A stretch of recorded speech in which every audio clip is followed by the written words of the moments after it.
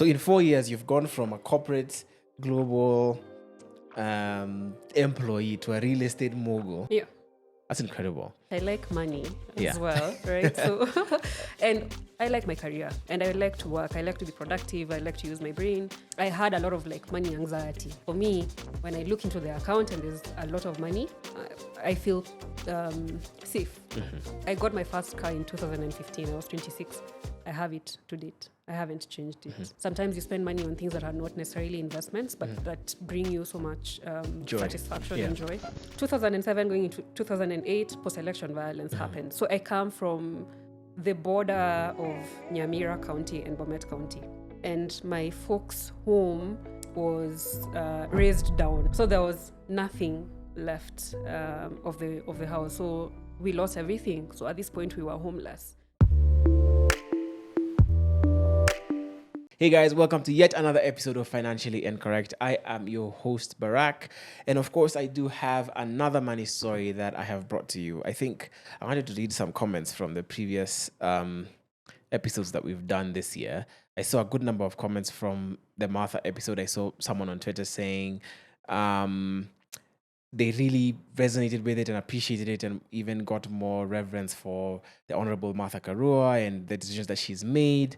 I saw someone on that episode commenting and said Financially Incorrect gives them a lot of advice. I can't remember the exact name, but a big shout out to you guys for watching. The Love and Money Festival hasn't happened when this episode is going out. So if it hasn't, please do buy your tickets in the description box. It's a fun event that Jules and I have put together for you guys. We want to bring those two elements, very important elements of our lives together to try and make sense of it all as we, I guess, figure it out and hopefully excel. So my money story today comes from Kerubo, who is... Well, first of all, let me say this. Who has worked in product management, worked in marketing, and now she works in a commercial department of a biotech company that's based in America. Although she works from Kenya, and she's the head of the Pacific Asia Commercial Sales Department. I hope I've gotten that right. If I've gotten it wrong, she's going to correct me. Welcome to Financially Incorrect. Oh, thank you. Asante sana. Yes. It's nice being here. Yeah? Yeah. How many episodes of Financially Incorrect have you watched, if any? I haven't watched any. I have listened serious? to several. Oh, you've listened. Yeah, Oh, okay, on okay. Spotify. Yeah. Okay, that's going to be embarrassing. Yeah. But Yeah. okay. Yeah. What have you enjoyed? Because I know before we got this conversation going, you talked about the fact that how you think financial literacy is important. Yeah. Yeah. Yeah. I mean, I think it's just especially people sharing the money stories.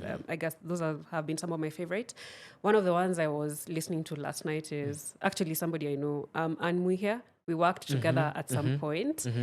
And it was interesting and it resonated a lot with me around just the decisions she's made in her career and how she thinks about money. So there's a lot to learn about, especially when people just are vulnerable and share their thoughts about money. Yeah. Yeah, and their stories about money. Yeah, and here you are now today, I guess, hopefully to add to that collection and people can learn from your story as well. I hope so. So my first question, Yeah. what's the most, and it usually is, I guess, left field. What's the most impressive thing you think you've done with the life that you've lived so far?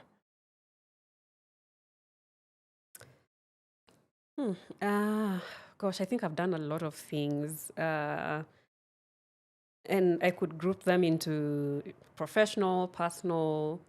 But I think one of the ones is my son. So I have a 1-year-old son. And I think I was just oblivious of what it takes to bring a human into this world and then to care for them. It's mind-blowing. I think I have a whole new level of respect to parents. Just now really understanding what it takes to take care of him on a day-to-day basis, to love him, to try and balance between myself, my work, and him. And it's true what they say, that the days are long and the years are very short. Yeah. What about it? I mean, because it sounds like it almost surprised you, like the level of commitment or whatever it is that it's taken for you to raise him so far for this 1 year. What was the most surprising thing about it, and Yeah. why is it so impressive? First of all, I just think people in the past, or maybe it was just me who'd not known that, but I just feel like people never say how challenging the whole thing is, right? I feel like, your aunties and people like that will ask you, oh, when are you having a child? It's, I guess, the next step after Getting married. yeah. So, but nobody ever tells you just how challenging it is having a child every day. And, I used to really love children, and now I don't know. But I realized I used to love them because they were not mine and I could give them back. When they're your child and they're there all day, every day, and then some days they're unwell, they're sick, and just the emotional tagging that usually has on you. Like the first time my son was sick and we ended up in the hospital, I couldn't even explain to the doctor what was wrong, right? Like I was losing my mind. I think my nanny had to step in. My partner had traveled, so it was me and my nanny in the hospital that time. She had to just step in and explain the symptoms. Like you were that hysteric. Yeah, I was feeling like my heart is about to burst. Yeah. So it's things like that, but also just how challenging it is physically on you as a mom. Just random things like producing milk. Now it's like such a big deal suddenly in your life, and nobody ever told me about this, right? Are you producing enough? And then now you're producing enough. Is he drinking enough? These things, like I think that just nobody usually ever sits you down and tells you the intricacies of it. And when it's your turn and you're in it every day, it's a lot. Yeah. Okay. Yeah. I mean, and you've had a relatively impressive career. I mean, you've worked at Sentum, you're working at this American company right now, and maybe you'll tell us a bit more about that. But based off the context that I have, based on the conversation we had before, you're working in Nairobi, you travel a lot. And I think even just before this conversation started, I asked you, what's your career toll on your son and your family? And you said you're now at the point where you're like, I don't know if it's worth it anymore to just for the sake of making money. So maybe you can just give us a bit more context on the situation that you're in and what that looks like right now for you. Yeah. So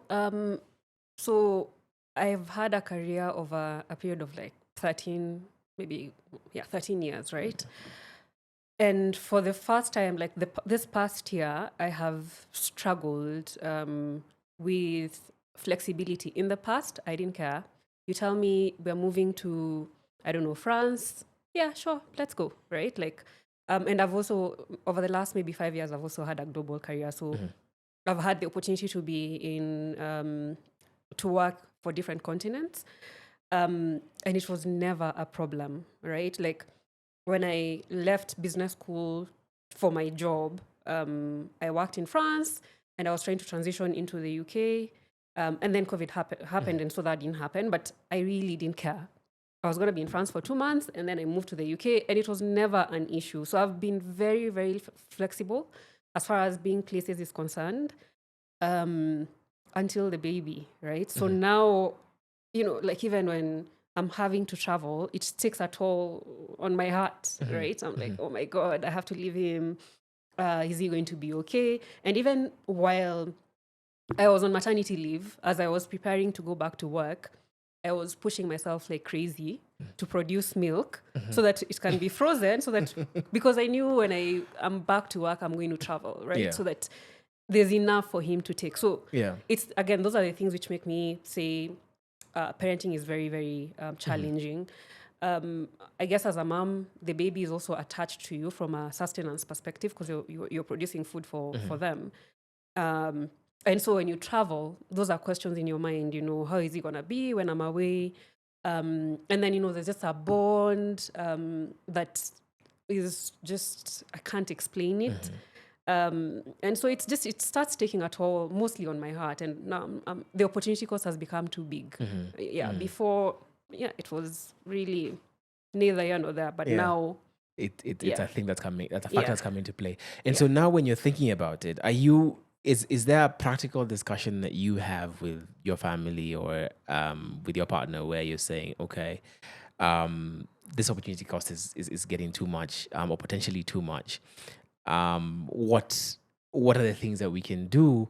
And if that means that you can't live the life that you can afford now, are you comfortable with making that decision? I.e., if you're able to pay, let me use olden terms context, if you're able to pay a dish now because you're earning, you have a salary and you're earning X amount, and it means that you changing your job or changing responsibilities or relieving some responsibilities means that you won't be able to earn as much, but you won't have the heart of trade-offs that you have to make off right now. Yeah. Do you think you'd be more comfortable with that?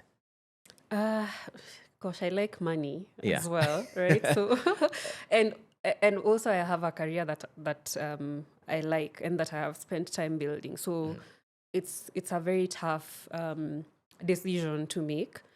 But then, as I said, the opportunity cost is becoming too heavy, and I'm starting to try and figure out how do we introduce flexibility in our finances. So me and my husband, if it's maybe looking for remote roles that allow us to be in a specific place together, so that if my work really requires me to be in a specific location, does my husband have the flexibility to be there with me? Is he taking on remote jobs that allow him to be there? But the other thing that I've been doing over a long period of time is trying to build what do we call it? Trying to build passive income, right? So throughout my career, I have been very deliberate around savings and investments. I have made some mistakes here and there, and at some point, I also didn't have enough knowledge to make the right decisions. But I have always had the idea of, I want to essentially be able to replace my employment income. So I've been on a journey to do that, such that if at any point push comes to shove and I feel like I can't do the career anymore, then maybe I have some sort of contingency plan, or not necessarily not do the career anymore, but if it doesn't suit where the stage I'm in at life, because I like my career and I like to work, I like to be productive, I like to use my brain. But yeah, so I'm just also arranging my finances to make sure that we don't necessarily then have to cut back or cut off. Yeah. Okay. Yeah. You said you like money. When did you love money? When did you realize that you like money? I think just I don't know whether I realized I love it, but I think, growing up, we didn't have a lot of money, right? And as a child, maybe you might not be seeing it because it's probably, your imagination is limited by the exposure that you have, right? But then as I grew up and I got to see the world a bit more, and I think even probably like in high school, right? I went to a school that had, children from all over the country and from all types of backgrounds. So now you start seeing, actually, your eyes start, getting opened that there's actually more money and there's less money, and there's things that more money can afford you that are nice, right? And even sometimes not even nice, that are necessary, right? It's what they usually say that poverty can really, it can really put you in, it can even cost you your life, right? If you can't afford healthcare, right? So over and above just the basics, healthcare, food, blah, blah, blah, just seeing the options that money provides, I think is what made me realize, actually, no, I don't want to be poor. I'd rather not. And then You'd rather not. Okay. Yeah, and then I think properly when I started working, I think that's when I actually realized, I actually love money. Before it was seeing the options it provides, but when I started working properly at Sentum, and just so I was pretty young, but I was also given a lot of responsibilities in the organization. and I was also given good budgets to manage sometimes. So I could see how money makes things move, how it makes things possible, and I also wanted that for myself. Yeah. Yeah. So at what point do you start making deliberate decisions towards achieving more money or achieving wealth? Yeah. Yeah. I would say again, Sentum, right? Okay. So I worked with very smart people, and the company is an investment company. So naturally, you're in an environment where you're building wealth for shareholders. And then you also think about yourself, right? These shareholders are people out there. At the end of the list, behind the company that is holding the shares or whatever is an individual, right? So just by virtue of the environment I was in, where we were deliberately trying to build wealth for shareholders, it also made me think about building wealth for myself. So Okay. I must have been 25, thereabouts. Okay. Yeah. So if I'm to sort of just go back a little bit before we continue the journey there, so between, I guess you felt like you didn't grow up with a lot of money. Two questions on that. What's your most, I guess, miserable or saddest money story as you're growing up that you can recall? And what's your happiest money memory of your childhood, I guess, up until getting to the point when you're going to university? So when I was younger, I think I was oblivious. As a child, your parents are there, your basic needs are met, your siblings are there, your friends are there, you're playing, you're oblivious to poverty or lack of money, right? So it really didn't sting that much at the beginning, but I think the point where it was most painful was in 2008. So I'd finished high school. I was waiting to go to uni in 2008. I think I was going to uni in October of that year. So 2007 going into 2008, post-election violence happened. So I come from the border of Nyamira County and Bomet County, exactly at the border, right? Like literally our house is at the border, right? So during that period, for Kenyans, we had post-election violence, and my folks' home and everything that they'd been working to build until that point was raised down during the post-election period, violence. And because we were at the border, like our house was like one of the first ones That they that they got to. Yeah. So they still had energy, right? So there was nothing left of the house. So we lost everything. So at this point, we were homeless, and so are a lot of other people, a lot of our neighbors. Some people even lost lives. I think my brother got hurt in that whole Skirmish, situation. right. Yeah. So there's not a lot of people to go to for help because all your neighbors are in the same predicament, right? So at that particular point, I know it was driven by a political event, but just that period of the post-election violence, not having anything, not having a home, some of your friends and neighbors, and even family members, you don't know where they've gone in during the whole skirmishes. I think that was the most painful, I would say. Yeah. Yeah. Do you remember how did you have to go to an IDP camp? How did you guys even work your way out of that? Or through that rather? Yeah. So we didn't. Okay. So we were with the church. So there was not like a big camp in our area, like where everybody was sort of like put in a camp. So we were sort of like at the church for a while. And then eventually we got help from a relative and sort of like stayed in that place for a little bit. At this point, myself, I've already now joined uni because I was joining uni end of that year. And even joining uni was challenging because of what had just happened. So we were not financially stable. So even joining uni was a bit tricky. But yeah, we sort of just, I don't even know. It was just by the grace of God, I would even say that, yeah. Okay, all right. And then just slowly by slowly, I remember when I was in uni, we went back and rebuilt in that place. Same place. Same Same place. plot, same. Yeah. Yeah. Yeah. And I don't know, sometimes I would look at my parents and I'm like, you guys have a lot of grace and forgiveness, right? And I don't know if they ever, dealt with the trauma or not, but just the decision to and build in the same place, right? It would be scary for Yeah. me. But yeah, so that's the decision they made. So yeah, we built in the same place. I remember when I was in uni, I was constantly like every long holiday. If you went to public uni, we used to have some random long holiday. The 4-month holiday 4 that months, comes. yeah, Yeah. exactly. So every long holiday, I had to hustle, right? Like I need a job, I need an internship. Oh, you don't want to go back. Not that I don't want to go back, but I need money. Yeah. Right. So if I go back to my parents, they, then what?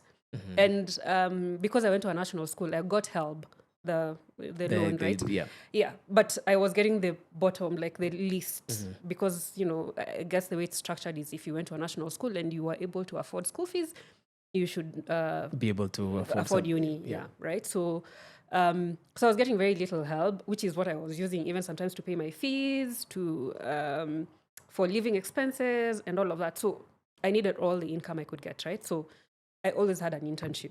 I remember I had an internship at Barclays then, now ABSA. I had an internship at KQ in the next long holiday. Like I just always had something going. And sometimes I would even just like chip in at home, right? And then I'm a last born, so I also have older siblings. So at that point, also my older siblings were able to sort of like chip in a little bit. Right. Yeah. Okay. Yeah. That's a long, sad memory. What's your happiest financial memory growing up? Financial memory. I'm trying to. Okay, so I don't know whether it's like a memory, but let me say it's a feeling. I started interacting with money when I was very young. So my mom had a shop. And I was very good with math, and I was just a nice, responsible child. And she used to let me run the shop sometimes. So, just giving people change, making sure that, I have done the right math and I'm giving them back the right change. And, there is sometimes if somebody has bought something for, call it, let me do the math here. So if somebody has bought something for 17 bob, right? And they give you 20 shillings and you're supposed to give them 3 shillings back. But instead of giving you 20 shillings, they give you 22 shillings so you can give them 5 shillings back. Yes. Things like that. They just used to make me happy around running the shop because I'm like, oh, the equation is no more complicated, Right. So I started interacting with money. I must have been like in class 4, class 3, class 4, mid-primary. Yeah, when I was running the shop, maybe even younger. Okay. So I used to like that. Okay. Yeah. I mean, that's a good one. I think that's a good high memory. And I think that makes sense. I think it would be exciting for a kid to run a shop and be doing the math and giving the change. Okay. And my mom used to leave me like by myself on your own, she goes for other things. Right. Yeah. Oh, that's really good. Yeah. Must have been very responsible. So, okay. So then we work with, so what do you study? What do you study at uni? Okay. So again, there wasn't like a whole lot of guidance around what to study. So I had good grades, and so the options were there. And like when I was growing up, I was very, very smart. I was like always at the top of my class, and it's the real top of your class, or like yeah, okay, the real top of my class. I remember in primary school, in upper primary school, I went to like a public school, private school, and obviously the owner of the school wanted to motivate us to do well, because we do well, then his school is in good standing, right?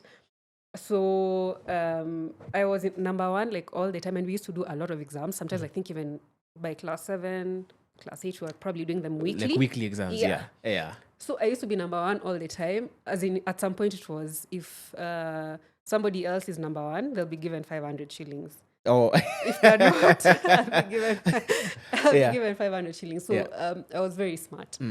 So obviously, as an African child, what are you supposed to do when you're smart? Yeah. Medicine, Law, engineering. law, engineering. So that's what was at the top of my mind.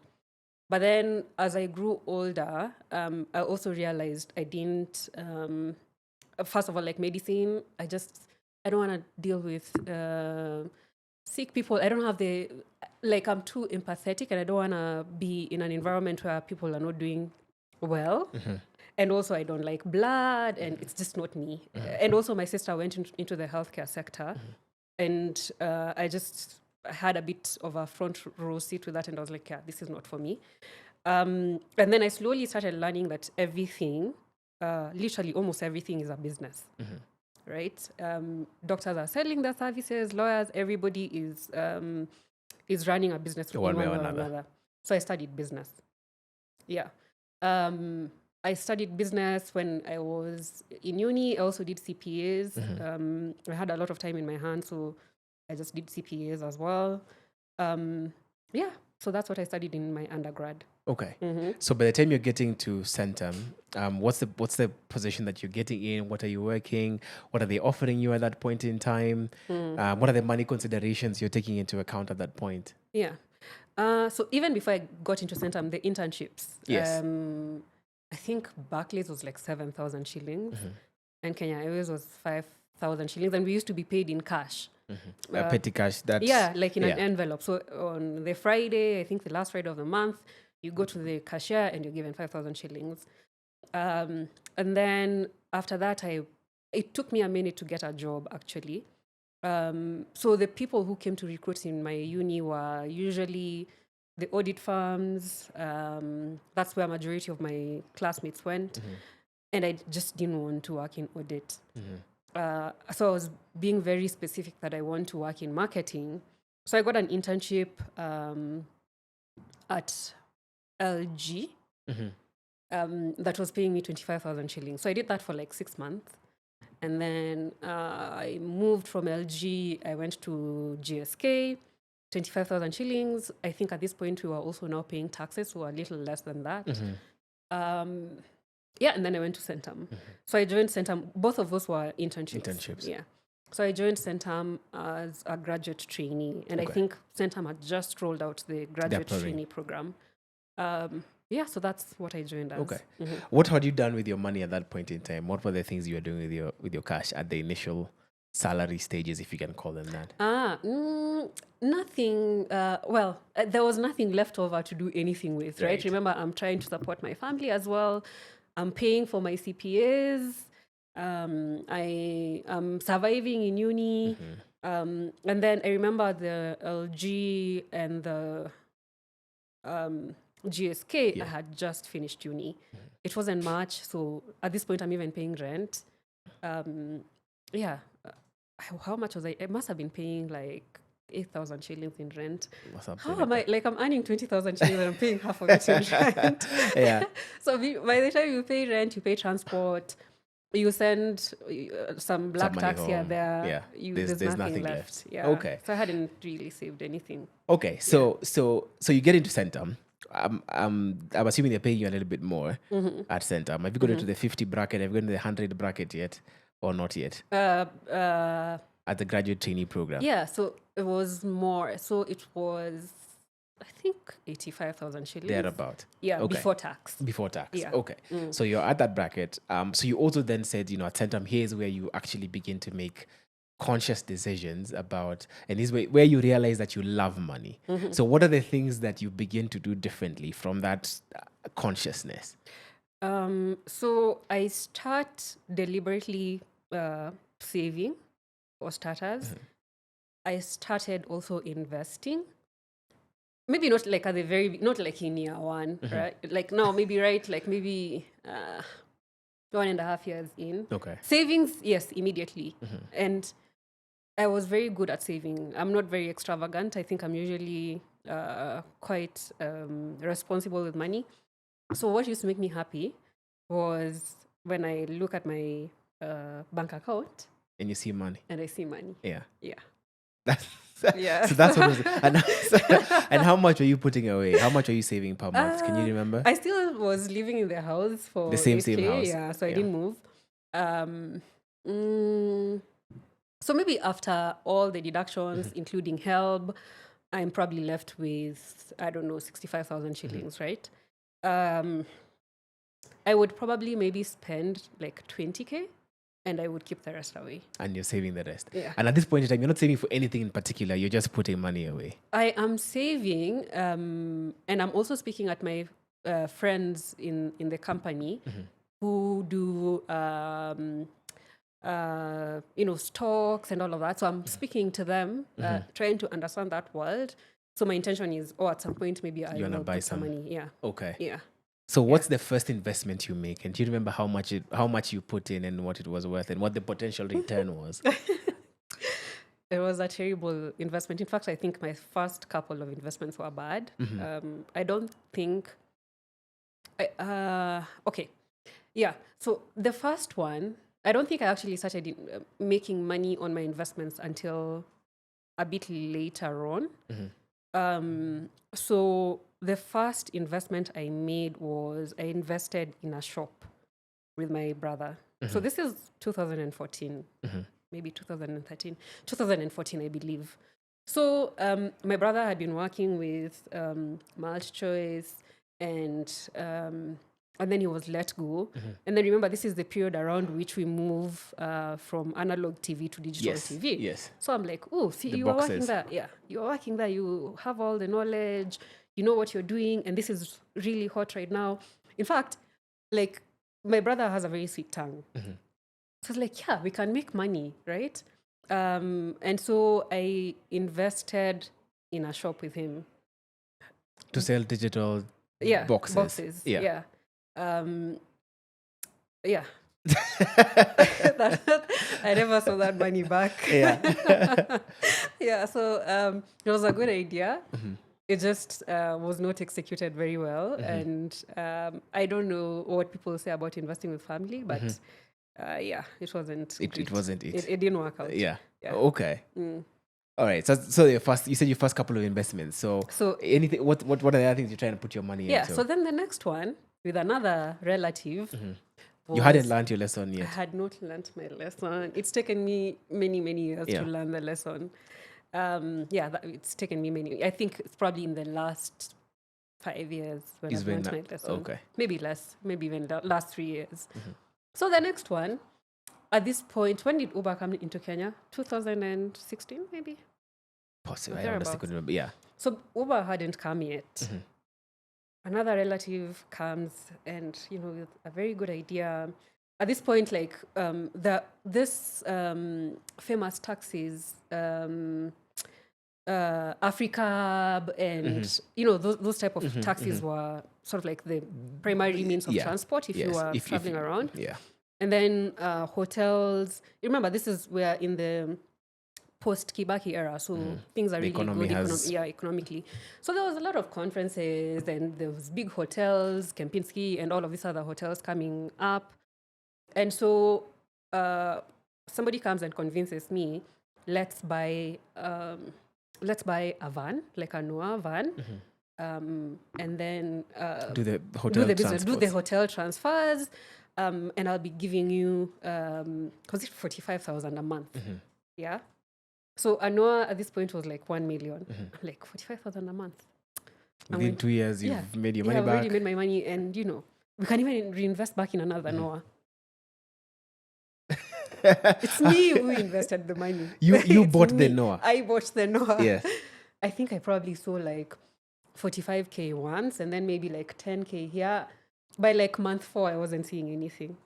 Yeah. How long did it take you, first of all? Because did you get a facility to get the Noah, or did you use purely your savings to buy the Noah? I used partly savings, partly a facility. Okay. Yeah. And so but the Noah is in your name. The Noah is in my name. So do you take it back month 5? No, I don't. I never took it back. To this date, Hey, These are the bad money decisions. So Yeah. I didn't take the Noah. Not only did I not take the Noah back, Yeah. at some point, it was like, now we need a new van. Right? Like the So- problem is the van. The van has become old. Yeah, and remember we're dealing with executive clients, right? Yeah. Let's just get a new van so that we can be able to, to fit the caliber of clients that we're targeting. So So you take another. this is why I tell you, me, I can't work in a hospital. I Yeah. just have too much empathy. Yeah. Yeah. So anyway, buy another new van. Fortunately, at some point I took the Noah back, and then I rented it to somebody else. The first one or the second? No, the first one. The first one. See, now this person has taken the new one. Yes. Right? And so now the second one, we got a different driver to help at the beginning. This guy now is calling me. Remember, I have a full-time job. Yes. So now this second driver that we hired to help, he's calling me. I'm in the middle of a board meeting, or like he just used to call me at random times, telling me random things. Madam, gari imegongwa. Madam, I was like, hey, bring that car. So I just took it back. I was like, watch a car hapa, because this stress of you calling me every day, Mara Siju today has been hit by a boda, what. I was just like, just bring the car. So he brought it back, and he didn't have it for long, luckily. It was maybe a couple of weeks tops. So he brought it back, and then it was parked for just a few days, and then I convinced a different person, a friend, to hire the Noah. So this is somebody I worked with, and he wasn't Kenyan, so he needed a car to move around. So I convinced him. Yeah. So he took it, and finally I was able to recoup some of the money I spent on it. Wow. Yeah, Okay. because now he stayed with it for like a year, and he was paying me about 50K a month. Okay. So you recovered. did see that. Well, Yeah. For the 45K a month, you did see it now on this one. Yeah, I saw it on In this one one. way or Yeah, another. and Okay. then eventually, when that person ended up buying their own car, I sold the Noah. So at least I made the money back. Okay. And when you're building the savings, even though you're saying you're taking part facility, part your savings, how much are you paying back for the facility for these cars and these notes? And is it a burden on you financially at any point? No, it was never a burden. I don't think it was like such a huge facility, because I think this Noah was, if I remember correctly, it was less than $1 million. It was, I think, like 920K, something thereabouts. And majority of it was cash. So I think I must have put in like 700K in cash, and then the rest. And then remember, I am not a big spender. I'm not, I'm still living in the cheap place. My expenses are still likely like between 20 and 30K. So I wasn't really straining. And also I got a promotion very quickly while at Sentum. Yeah.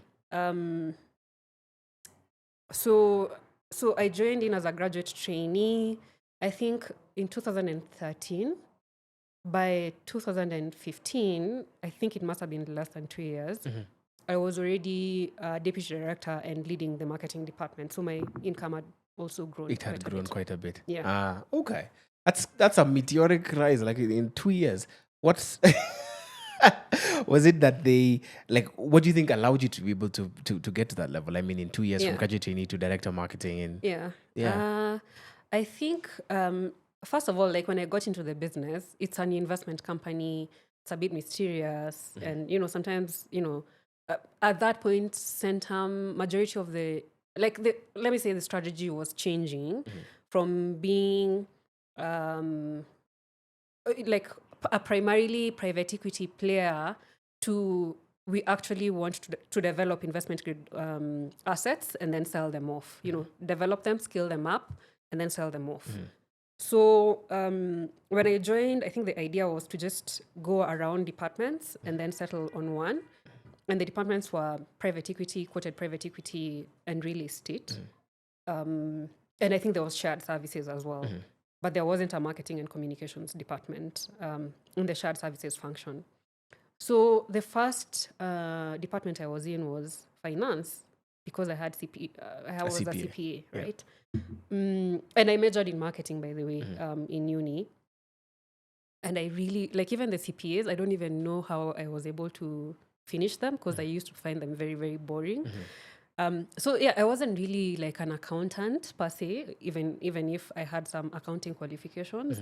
But that's the department I was placed in to start with. So I was working closely, as finance, you're working closely with everybody anyway, across the business. And now I'm quickly starting to understand the strategy of the business, right? And I'm seeing, oh, okay, we're going to develop some real estate. Even, we're developing a mall, and a mall is a very B2C, business, Yeah. right? So how are we going to market it? Yeah. Right? If it's a B2C business, we don't have a marketing function.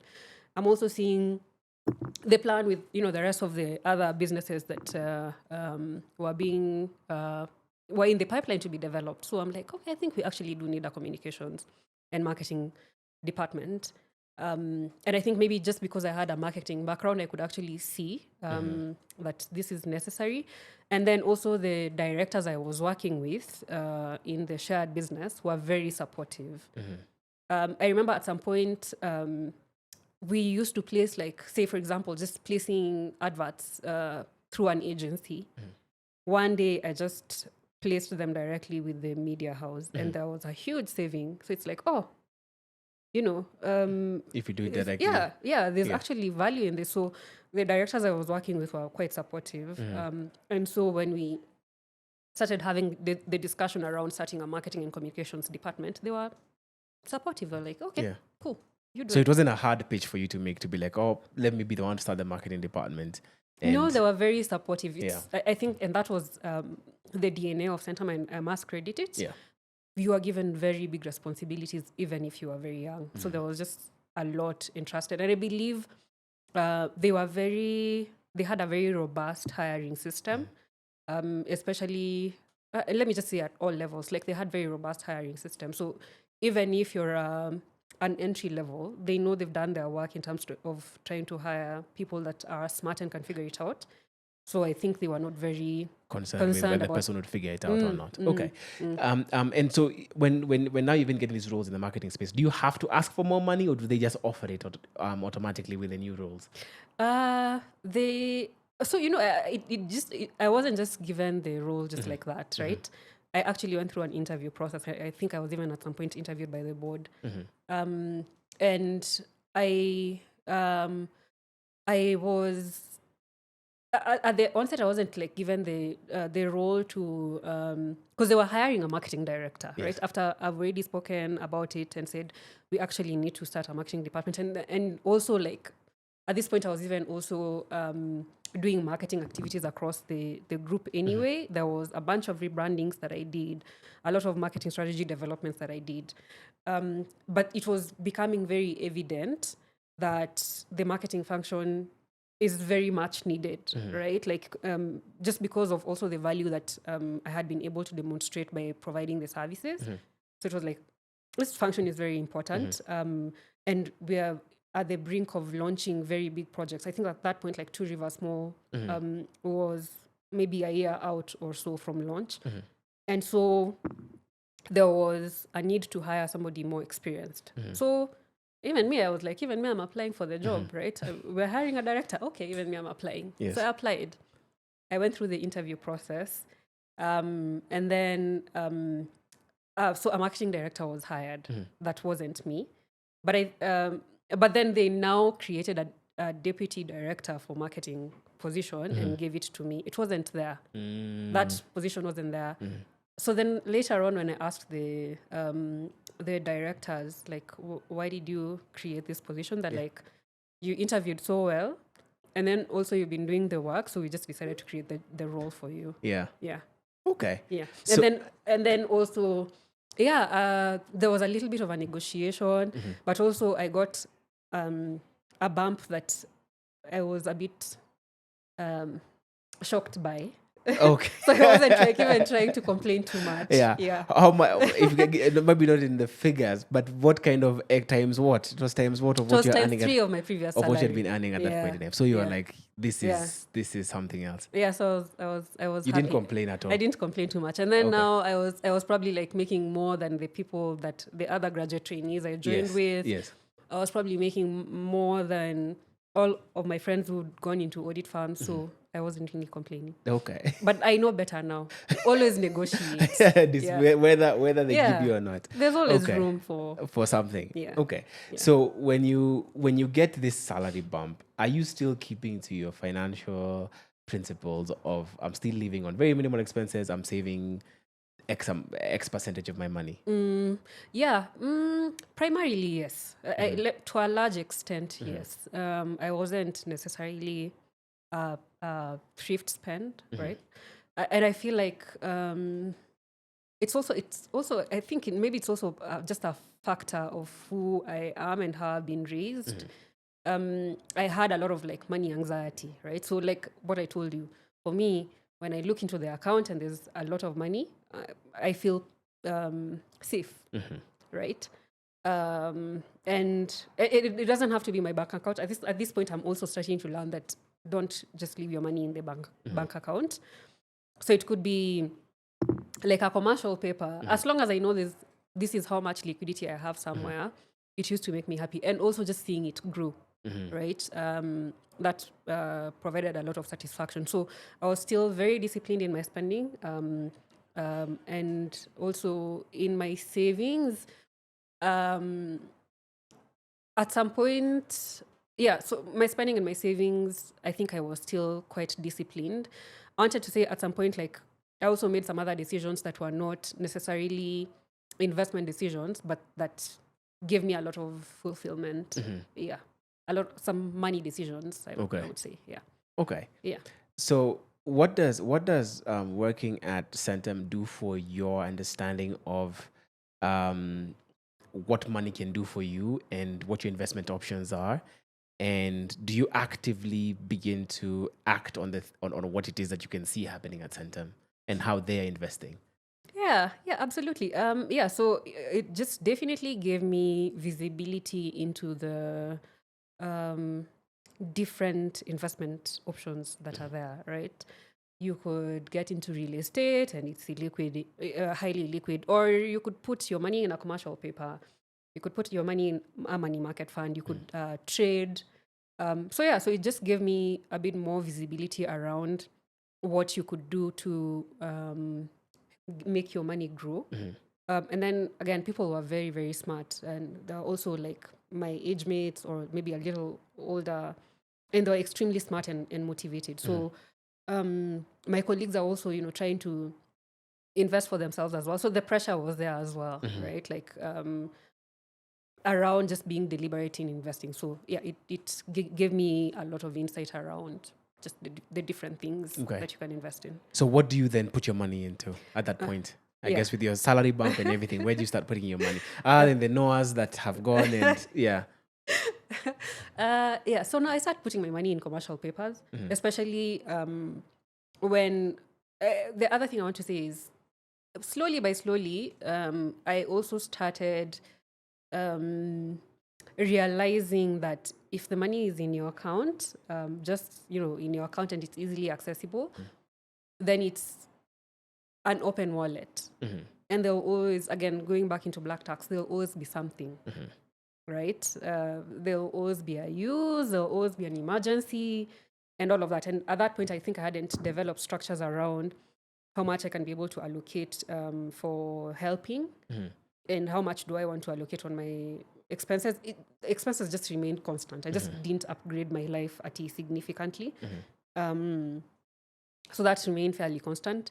And then how much for other things, investments and savings, blah, blah, blah. So sometimes I think I would, when the money was accessible to me, I would maybe give out more than I should have been. And because I didn't have a structure. So at this point, I started, especially commercial papers, I found them to be useful in terms of I just don't have the money. It's not in my account. I don't have it. So I could genuinely say I don't have the money and I don't. Yeah, so commercial papers was one.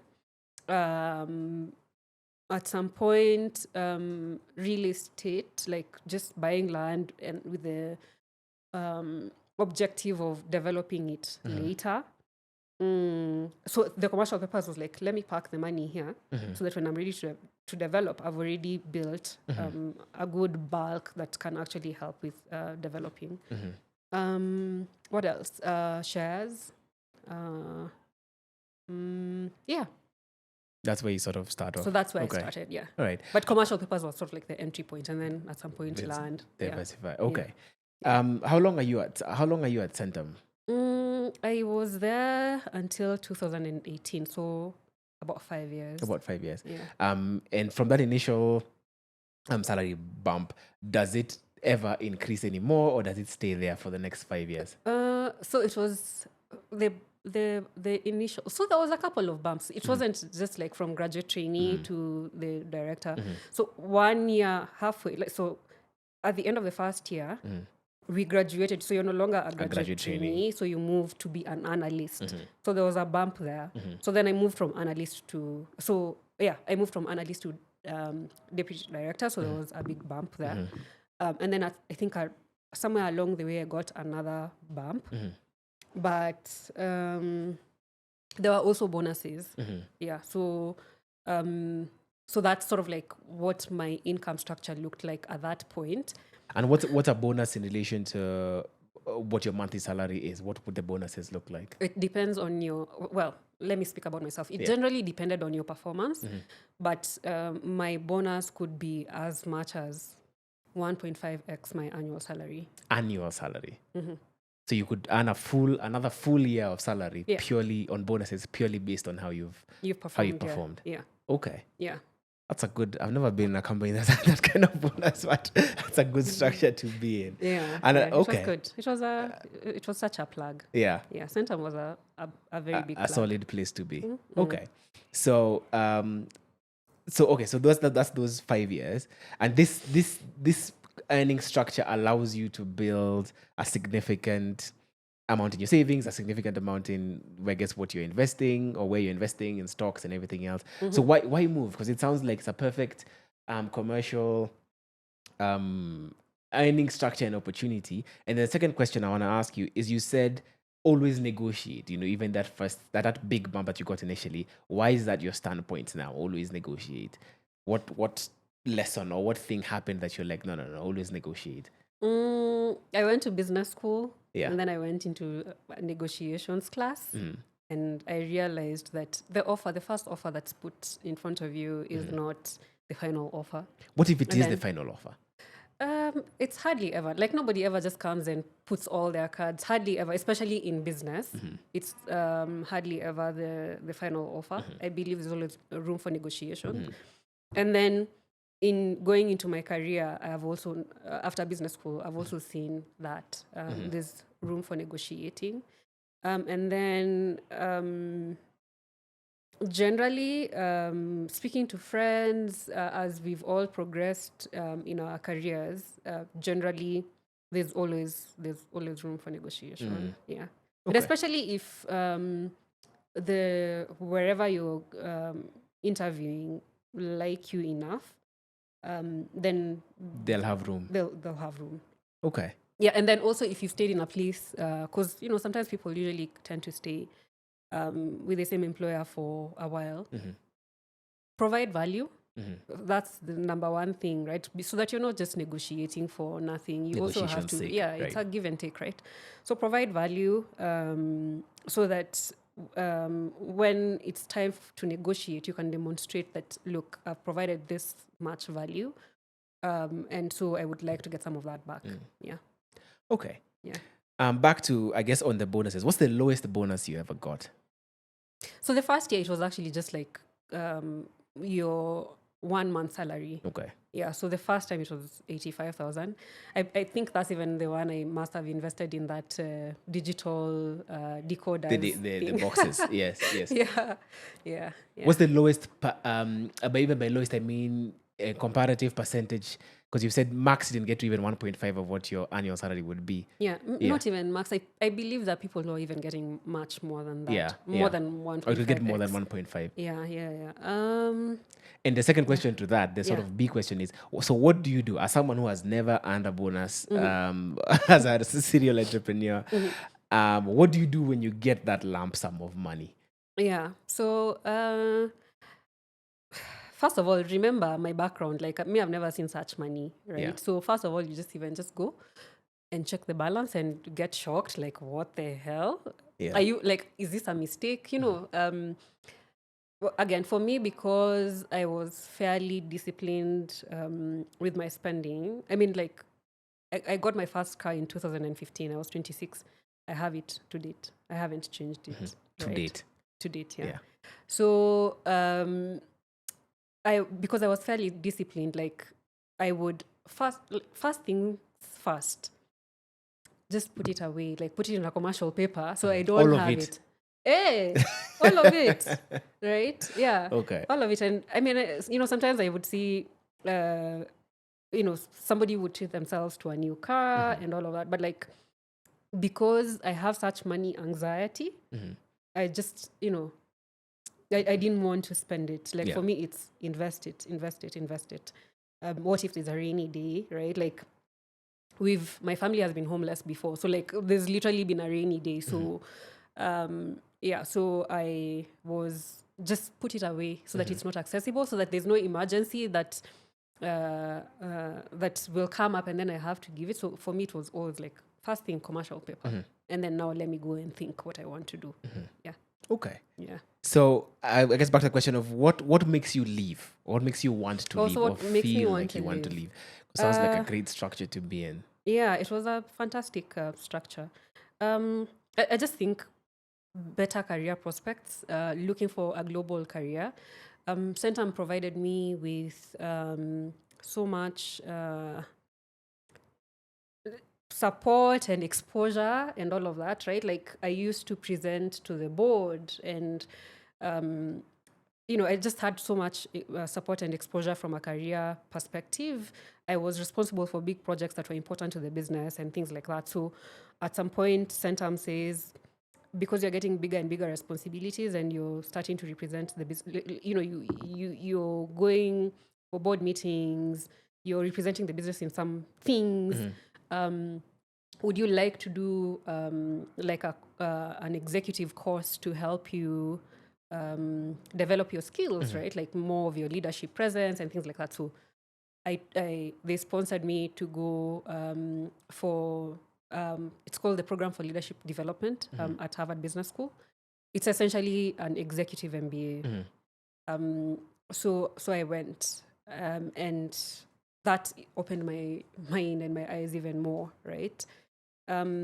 So at this particular point, you know, I'm interacting, like the people in my class, I think I was maybe 28 at this point. And no, maybe 27. Yeah. 2018. Yeah, I was 27. So people in my class are, I think maybe 40. There was even like people in their 50s. So they're much older, much more experienced. So these are like career, not mid-level, like more of the top level career professionals that are in this classroom all over the world. And so just the level of discussions I was seeing there in the classrooms, and we used to learn by case study methods, right? Like we go through a case study and then we contribute in class, right? So just the level of contributions, the quality of discussions that were being had, and also just seeing the type of careers people had, it made me realize, oh, Sentum is not the Be all and all. yeah. And then even before that, I'd always just wanted to go to just generally have a global career. And I had already started thinking about going to business school, and even started working on it. But just now, that push to actually go into it is what opened my mind up to I can actually do more. And the interesting thing is Sentum was generally very supportive around, if you want to do more, then do more. Yeah. Okay. Yeah. So I guess the search for the global presence, Yeah. so to speak, a global career, Yeah. makes you want to apply for other jobs, and so you apply and you go from Sentum to the role that you have right now, right? No. I did the exec MBA. It was super interesting, super eye-opening. And then I also wanted, like, I had already been thinking about going to like full-time business school, not executive business school. So this just sort of like accelerated. I'm like, I actually need to go to business school now. And so I finally actually put in an application to go to business school. So I left Sentum. I went to do my MBA. So you resigned from Sentum, I or you took take a sabbatical? Okay. Yeah, I took a sabbatical, but I didn't end up You didn't coming go. back. Okay. Yeah. So anyway, so I applied for business school. I went to business school full time this time. Self-funded.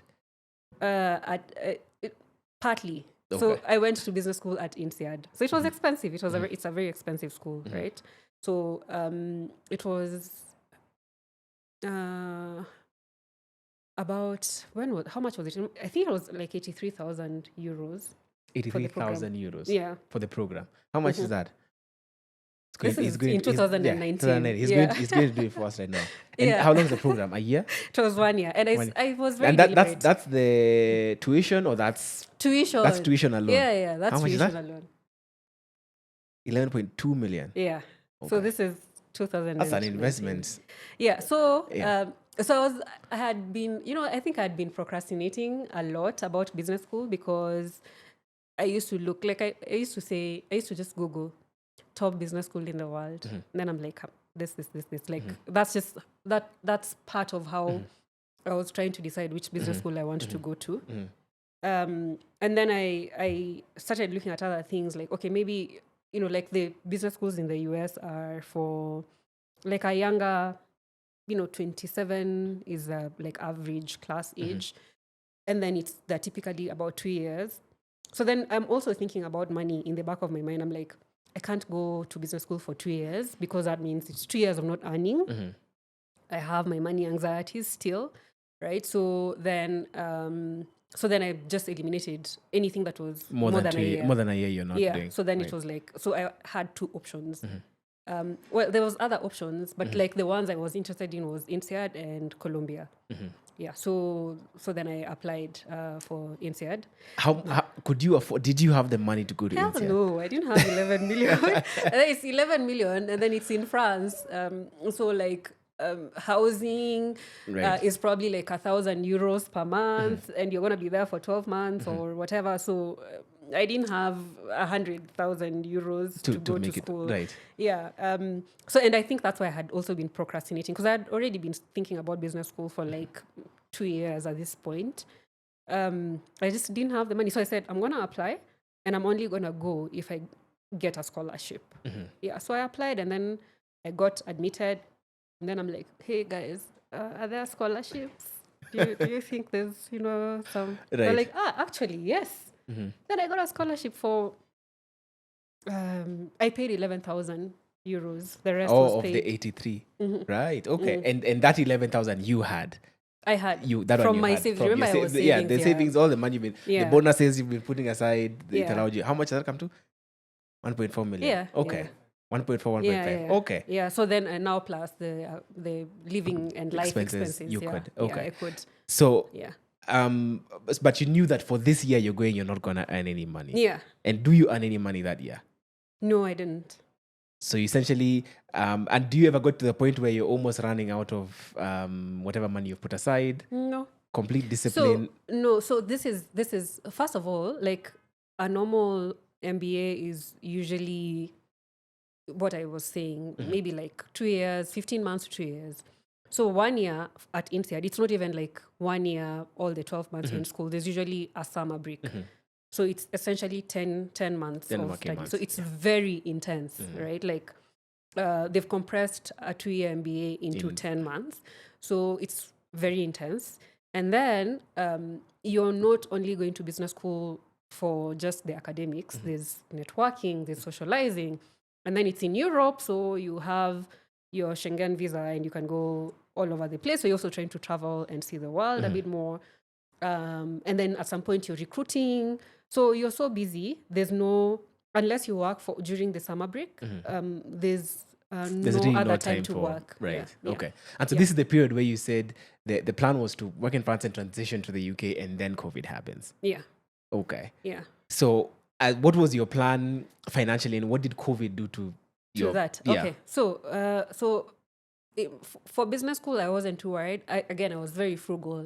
Looked for the cheapest accommodation I could find. If when I was traveling, flew Ryanair, so like you could fly from France to Spain for I don't know 50 euros. It was it's cheaper than flying from Nairobi to Diani, right? So I tried to have the experience as much as possible, but I also tried to keep it as affordable. Look for the cheapest options possible. So because I had been very frugal with my savings, I didn't really struggle too much, and also I had gotten the tuition scholarship. I didn't struggle too much in terms of just being able to live day to day. Then my plan, again, I feel like this is probably, again, the money anxiety is coming in. I knew I want a global career. I knew I definitely want to transition from a Kenyan career to a global platform, but I wasn't just going ahead and resigning altogether. I felt like I needed a safety net. And Sentum had been a good place to work, right? So I just took sabbatical. However, when I was in business school, I was actually actively recruiting. And also, it just happens because recruiters are coming in To meet. students and to recruit. So there's always opportunities to get employment. So I actually got a job before I finished business school. And so I finished business school in December. And then I took 2 months off to come back home and build a house for my folks. So just backtracking a bit. In 2018, before I went to business school, remember my folks had gone and rebuilt Yes. in the same place. Yes. So then they bought land elsewhere.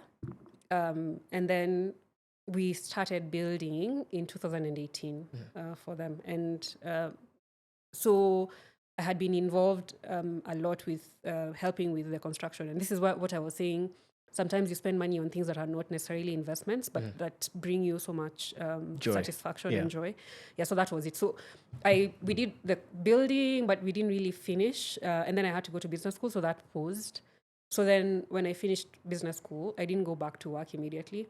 I went like a couple of months later. I came home to finish the construction. So I finished the construction, and then I went to work in March. And this was now in 2020. France. Yeah, in France. Okay. Before we continue with this money story, allow me to tell you about how Loop are using standing orders to save your life. So first of all, make sure you download the Loop app, right? So once you have it, what you can do is ensure that you have standing orders that are set. So as soon as you get your money at the end of the month or lump sum of your money, you're able to sort out all of your bills. Because there's nothing worse than being hit by a sneaky subscription in the middle of the month and you spent all your money.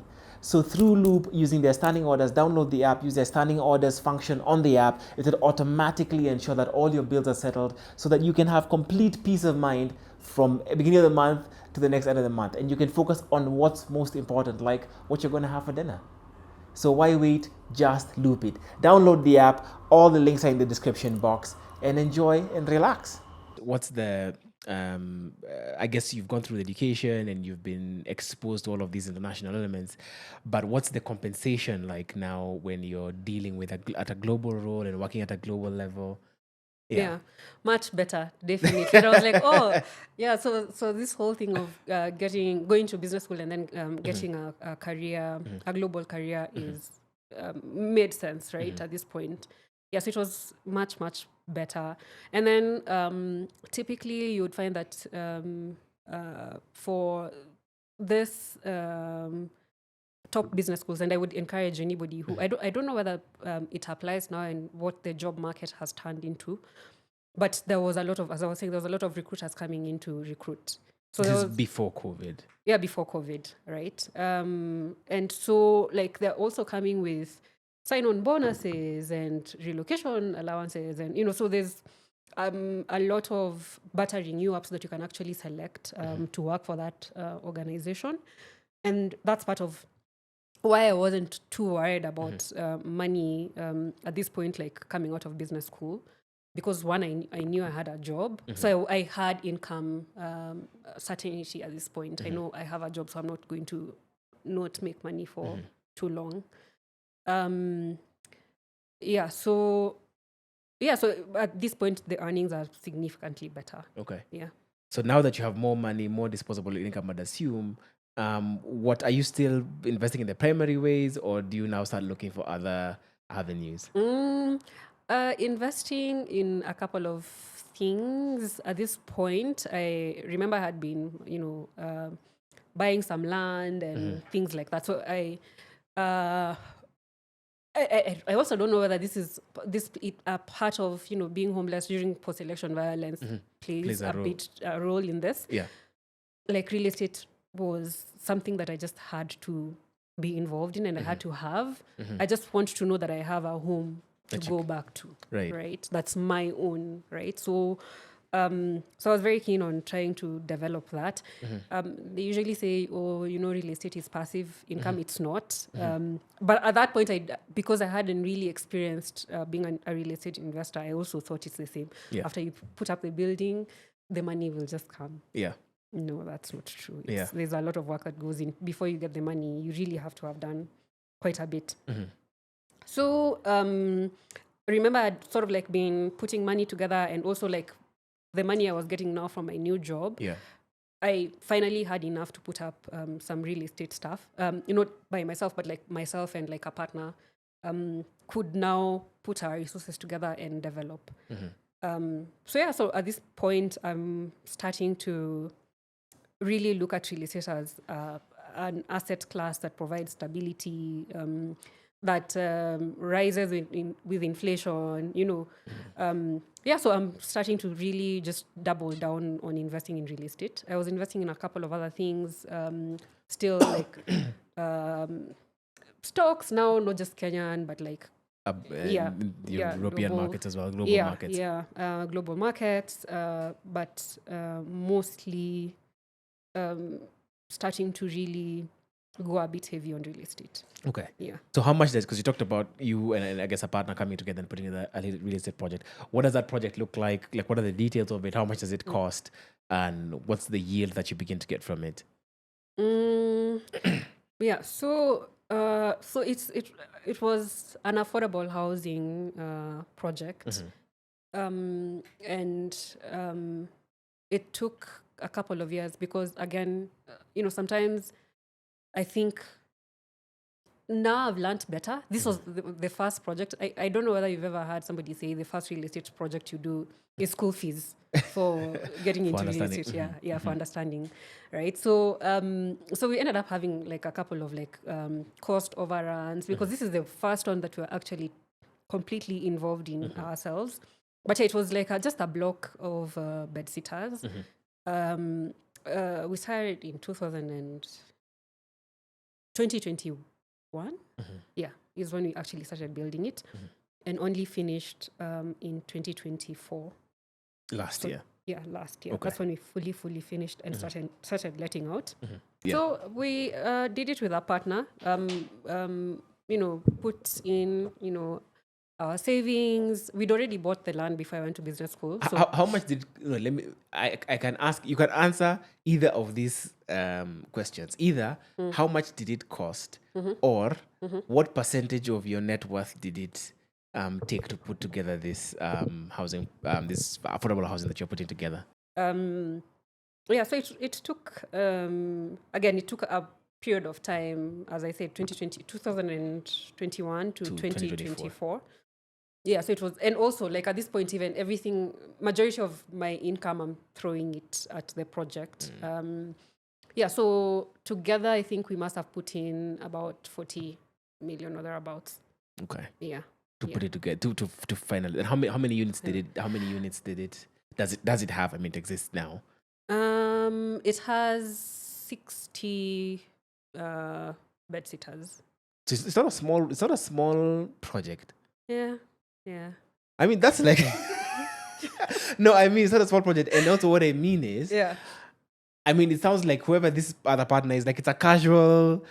It's almost like dinner table conversation. Oh yeah, let's go set up some apartment somewhere. Yeah. And make some disposable income. That's what I was telling you. Like when you're asking you about the top 40 thing, everything is like, oh okay.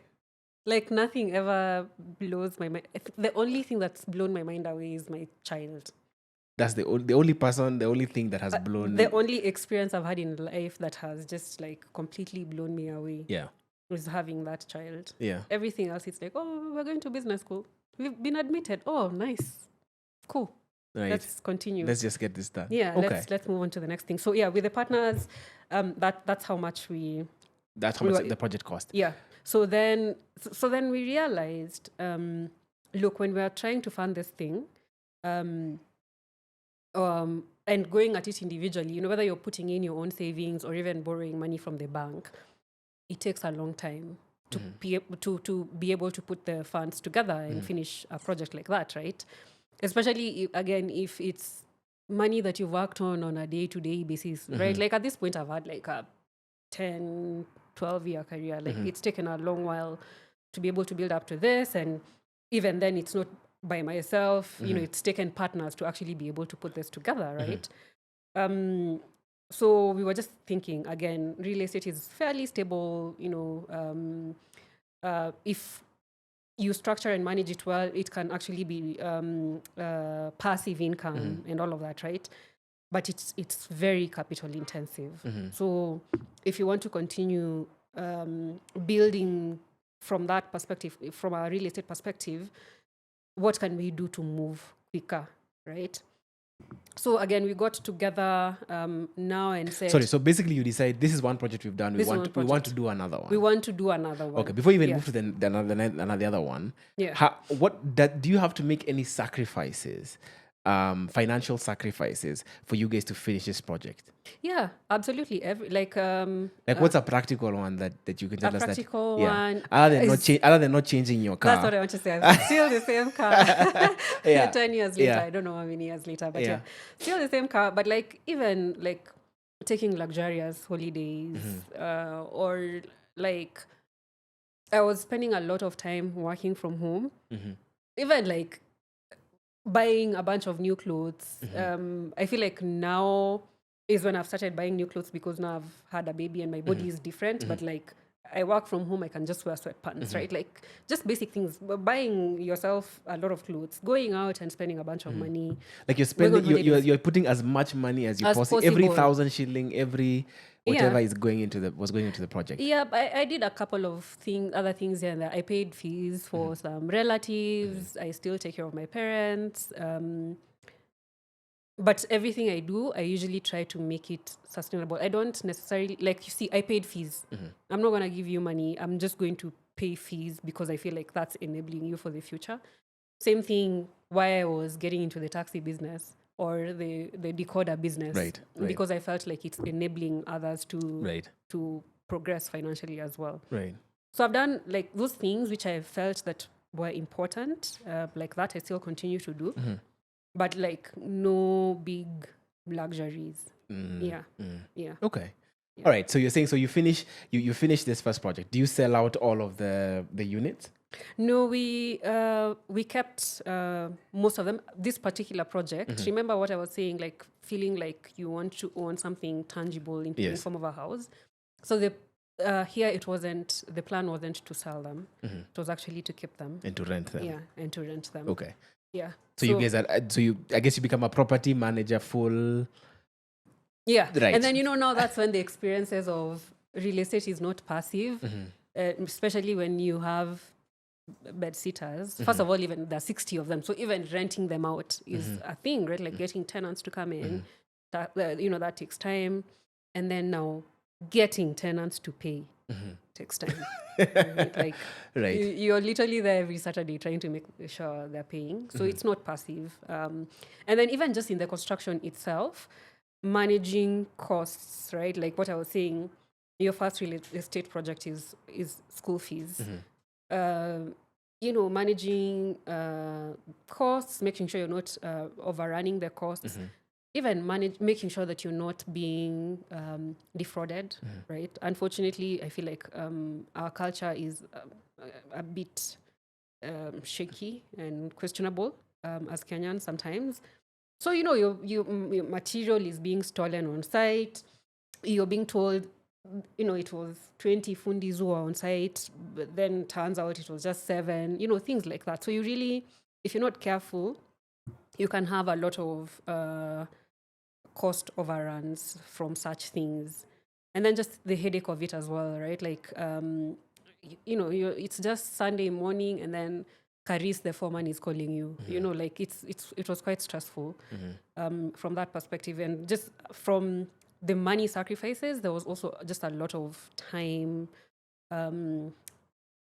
invested in there, a lot of emotions and all of that. And also remember, this is not my full-time gig. I have a full-time job. That you were. So this is things I'm doing on the weekends. I never had a weekend for like a long time, right? Because on the weekend you were going. Yeah, you're going there. And because the Saturdays is like the day when you're paying for the week, when you're also planning and trying to buy material for next week, because you have a full-time job. Right. So it was quite involving from that perspective. Would it be fair? I mean, for that period, for this 4-year period, would it be a fair, very general assumption to make if I said you are almost working for the project to complete this project? Yeah, I would say so. Yeah.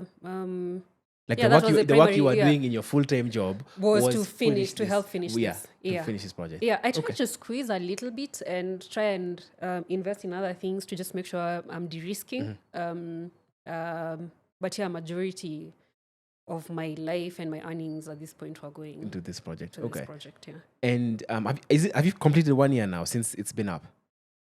Yeah. No. It was finished in April.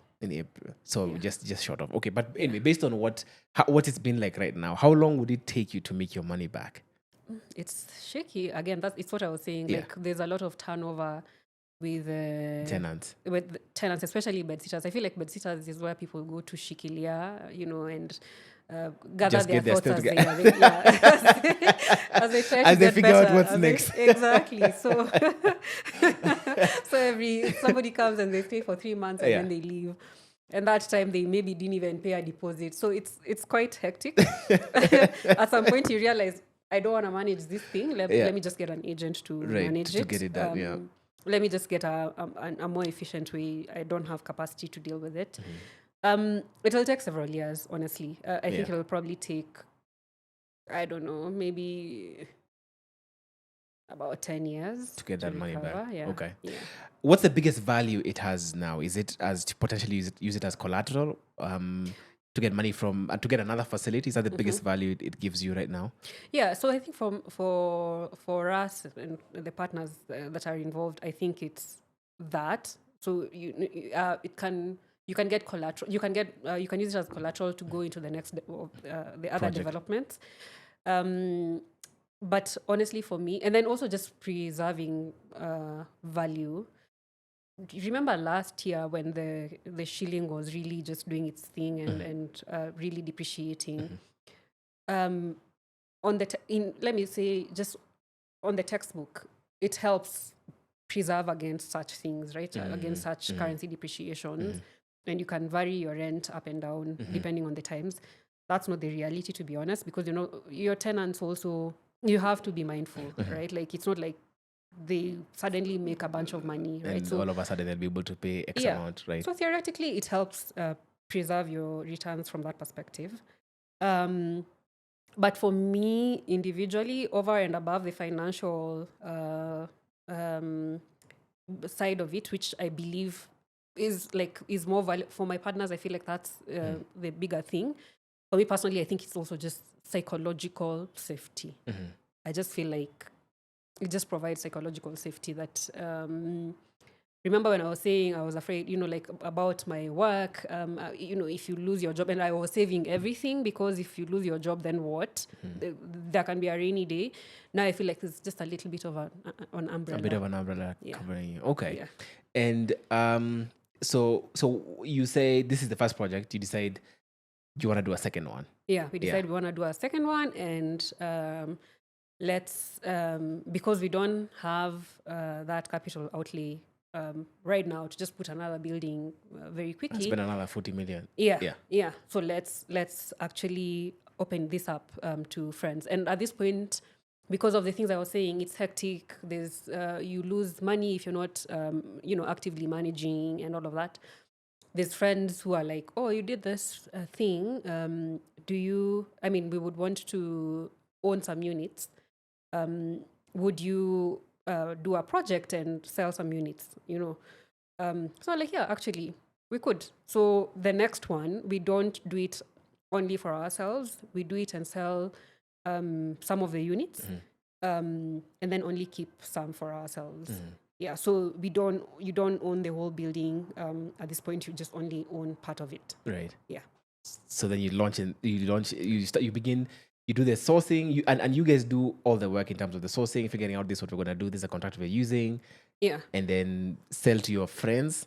Yeah. And you others, start. And others. Friends and others. And others. And People you start. and start. And people who are interested in essentially just building a real estate portfolio without the headache of you're managing the construction yourself, and you don't have the full amount to put in a project.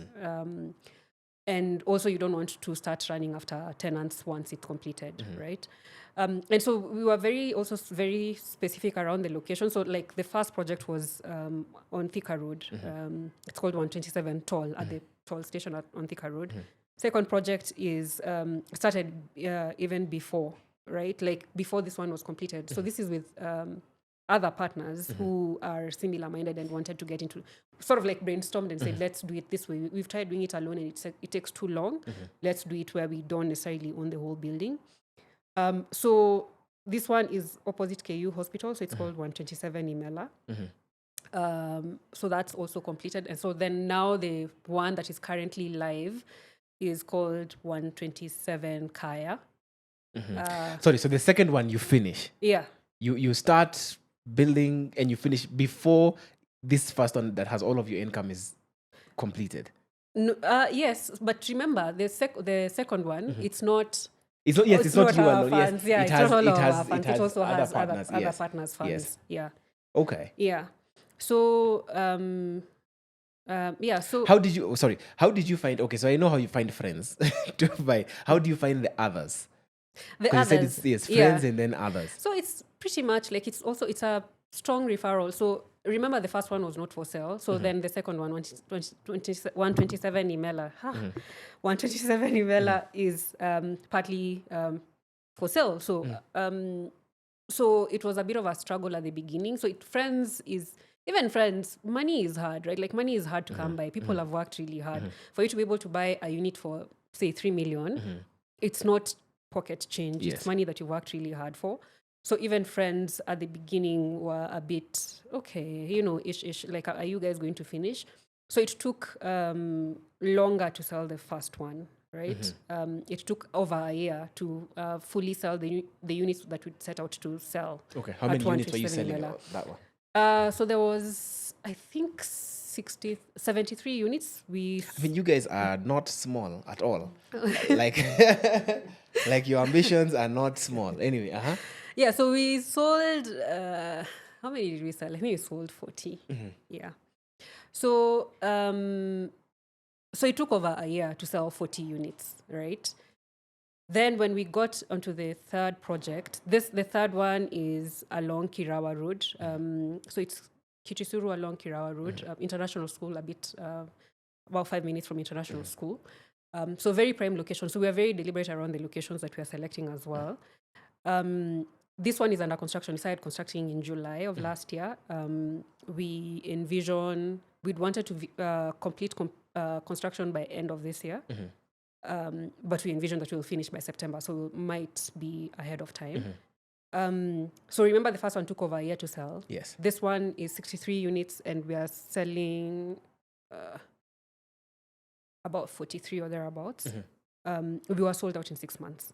Because now you see the guys who bought in the first one and they were testing the waters and trying to build trust. They were like, oh, you finished? Oh, great. When is the next project, right? So now we are starting to build that trust. So a good number of buyers in 127 Kaya are 127 Imela buyers, right? I see. So it was fully sold out within 6 months. We started in July. I think by January we were already sold out. So you had all the money essentially to complete this. Yeah, but so it's not like, so we also, it's because we are, it's off plan, right? It's not a finished unit. Right. So there's a deposit, And then about miles- 30%, and then people pay on a monthly basis, right? Okay. So we have the liquidity to pay, because also people come and they see, it's progressing well, right? So they're happy to pay because we are also meeting the milestones that we promised, right? So it helps in terms of just building the project, right? So sold out, and at this point, again, very strategic locations, a very good entry level price, because remember, the reason we're doing this is to build a portfolio for ourselves. Yes. It's not necessarily to make a whole bunch of profit. So like that, the Kirawa Road is at the border of Kichisuru and Kiambu. So it's literally in Kichisuru, 5 minutes from International School of Kenya. So it's pretty close. The one beds at Kaya were going for 4 million. So again, the buyers are like, they're seeing the value. And then the 2-bed, Kaya didn't have 2 beds, it was 1 beds and studios, units. Yes. So then they're like, is there a next project? So the demand generally from the people that our other clients, is what driving is us you to for the next project. And again, it's because we're providing value, because our objective is to build a portfolio for ourselves. Yeah. So then we kick off the next project. This is the third project. So there's the one that So we kept, yes. 127 Tall and 127 Imela. Kaya is currently ongoing. So now this is the next project. Oh, so now you're kicking out a fourth one. A fourth project. Okay. Again, based on demand. The demand, yeah. Right. So kick on, we break ground in April. So we're already, right now, we are sort of like wrapping up the approvals and all of that. So this is 2 beds and 1 beds. So the 2 beds, we are selling at 6.7 million. In comparison, just to show that how much value we're trying to provide, other units in the area that are already finished go for 9.5 million. So you're about 3.5 cheaper. Yeah. So we're trying to make sure that we want to move fast. And so if we're moving fast, we want to be able to invite others to come into the journey and build their portfolio with us. And so don't make it completely inaccessible, because then that beats the speed. Yeah. So that's sort of like what we're doing. So in 4 years, you've gone from a corporate global employee to a real estate mogul with having taken on 4 projects, 4 relatively, big projects. That's incredible. And you're saying all of this has risen from one, we built our own thing, then guys are like, oh, this is interesting. Do you have anything else? That demand leads to your second project, and that demand leads to your third, which now leads to your fourth, with, I guess, they're the 2 that you've sold being completely sold out, and now you're on your fourth. Yeah. That's incredible. Yeah. Do you think, what's been the biggest catalyst to allow you to make these things happen? Like the projects themselves. Yeah. So the projects themselves, and then just your ability to finance them. Yeah. Finance them. So it's what I was explaining. So we sort of like put in funds to kickstart the project. And then as the project progresses, again, because remember, we are building a portfolio for ourselves and for others. As the funds come in, that helps us with ensuring that we don't stall. And then again, just I think the level of trust that we have with our buyers, the ones who've already bought in the projects. And actually, the one that we break ground in April is already 50% sold out. Yeah. So the level of trust and just delivering on quality, on time, because again, also real estate in this country sometimes has been a bit questionable. So just building that level of trust is what has enabled for us to have the cash flows to continue the project.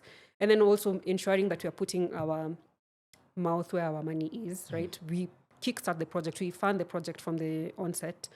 And then we also keep units in the project to ensure that we have skin in the game. So we're not only selling them off and going. We own units in this project. So that means we really have to be top-notch around quality, because we also own units. And then we just, it's trust, right? Building trust with our buyers, and then they also refer their friends. Yeah. The reality is, majority of us Kenyans, I think the way we've been brought up is you want to have a side hustle, and real estate usually is one of the good places that people want to put their money. But it's complicated. You can be conned. All of that stuff, right? Is an inhibitor to people getting in. So when we've provided that avenue in a trustworthy kind of way, it helps accelerate the projects, because then we have the buyers coming in. Right. Yeah. I mean, and in terms of the global salary that you've been earning, how big of a contributor has that been to, or played as an enabler for you to do this? I.e., if you would have stayed at Sentum, albeit was a good career and a great employer and compensator as well, would you have been able to do this? I think so. I still think so, right? Because right now, I mean, like, Centum was not how I was able to pay business school, how I was able to live through business school in an expensive country, how I built a home for my folks. Remember, I told you before I went to work. Yeah. All of that was because of my earnings at Centum, right? So it wasn't. It was not a small job either. Yeah, right. But also, what I have come to realize is that it's mindset as well, right? You can, and even right now, I don't even feel like I'm doing what I can be able to do, right? I don't feel like I'm utilizing all the talents, all the gifts and the abilities that God has put in me. I think because at the beginning we built the project by ourselves, and we had to put in all the money. But right now we're not necessarily putting in all of the money. We are building with others, with other like-minded individuals. So with or without the money, if the idea is there and the execution and the discipline to make it happen is there, you will still be able to make it. So I don't think it's necessarily the fact that I have a salary that is helping me do this. It's just the mindset and the, I don't know what to call it, motivation. I don't know whether it's the motivation, but like, you don't have the fear. Like, you've pushed yourself to go beyond the fears and start doing it. Yeah. Okay. I mean, I think I'm trying to process. Your story is a little similar to, we had a lady called Lois here. I think it was maybe September last year. And I mean, very similar in terms of, she also with her husband have built it. I think their properties on Kiambu Road somewhere, if I'm not wrong. But very similar. Two lawyers, corporate lawyers, but I guess through very deliberate decisions they made through investment, were able to build. I think their property was worth 60, I think, the first one they built.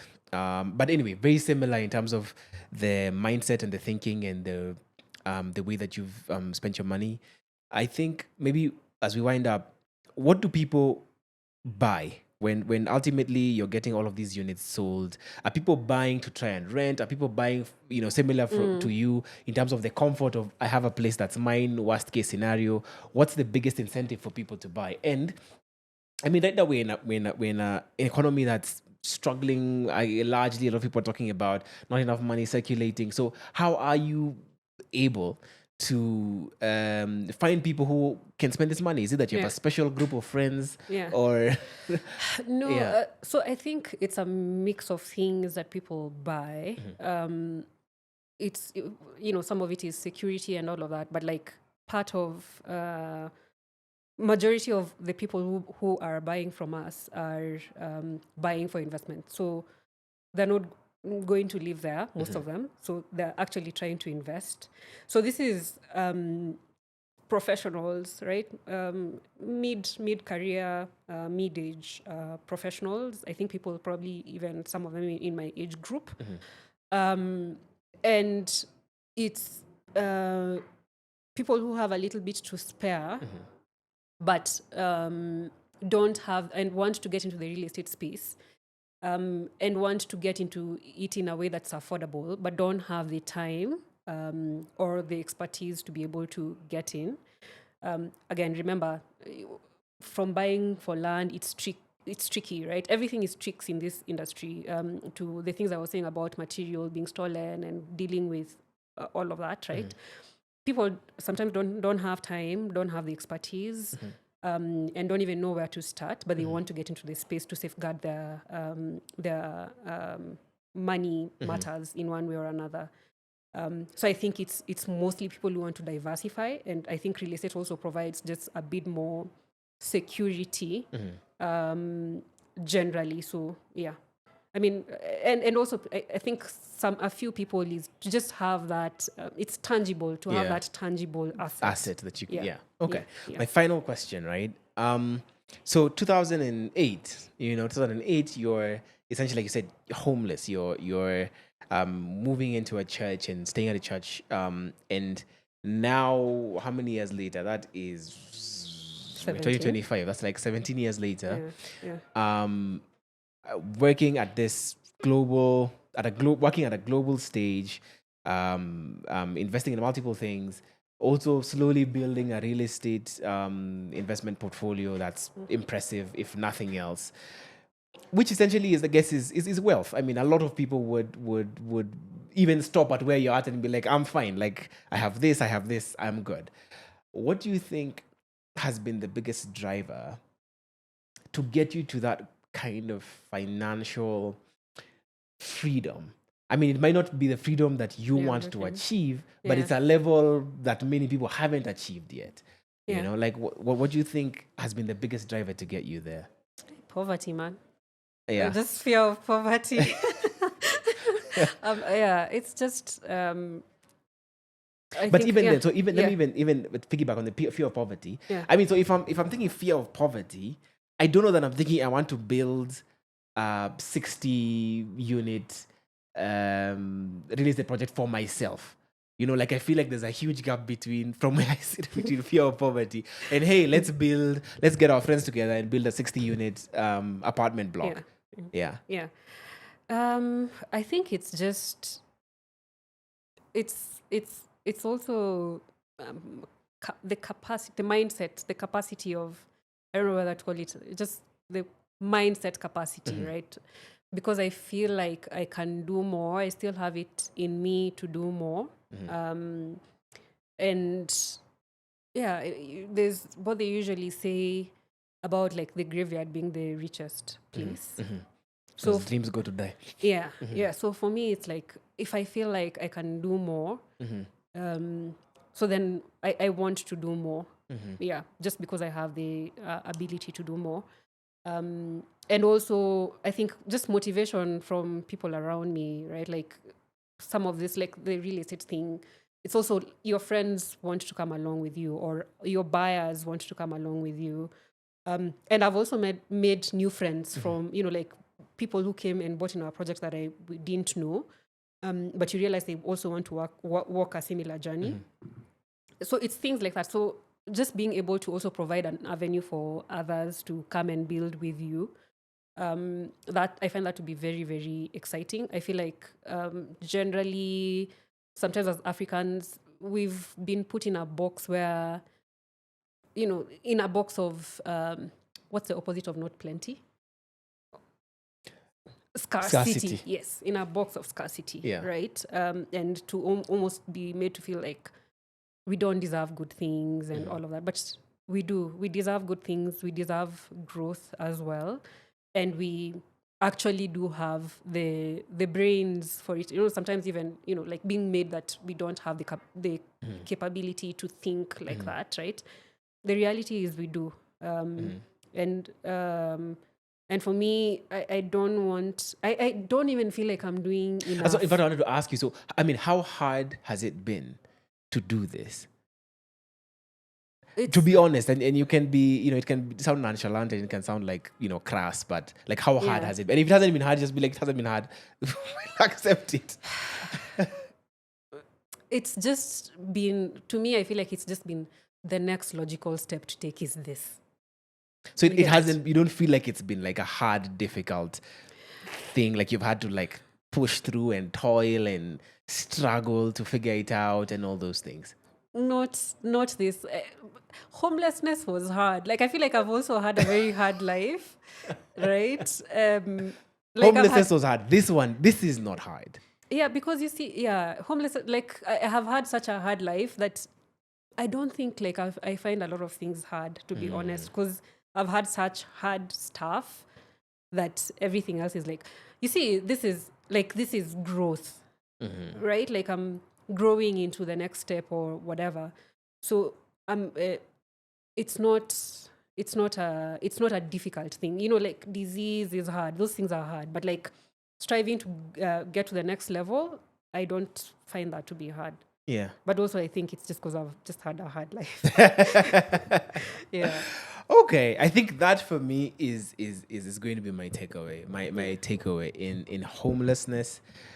Like homelessness is hard. Being, striving for growth and striving for wealth, that's not hard. I mean, it's part of the process, but it's not It's hard. part of the process. You're choosing it. Yeah. See, it's something you're choosing. Yeah. You're choosing to take on another project and expand your investments or your horizons. It's a choice. But like, and that's why I was saying homelessness, losing your friends and family in post-election violence, that's hard. Yeah. Yeah, but like, you could stop. If you think this is hard, then just stop. Yeah. Yeah. I just say we've built enough. It's okay. Yeah, we don't need stop. it anymore. You know you're not enjoying it anymore. Yeah. It's hard. Yeah. I feel like this is a choice. Yeah. Yeah. Okay. Thank you very much for coming on to Financially Incorrect. We will put the links in the description box for, I guess, the new wing that you're building, and see if any of our watchers, viewers are interested in getting in touch with you to see how that works. But I think it's impressive. I mean, Colin stopped working on whatever he was working on at some point. He started talking about the real estate. So so I think there was really interesting lessons. And like I said, my biggest takeaway is that element of just how you phrase it in like homelessness is hard. This isn't hard. And I think it's about choices that and deliberate choices that one wants to make. Yeah. Let me just caveat a bit. It's challenging and you have to push yourself. Yeah. Right. So, but generally, I feel like if it's not challenging, you're not leveling up. Yeah. You're not growing. If you're comfortable, it's not challenging you. Then you're not comfortable. So I don't find it hard. It's challenging. Then I just now have to figure out this challenge and how to make it work. Yeah. Okay. Yeah. All right. We will see you guys next Friday on the next episode of Financially Incorrect.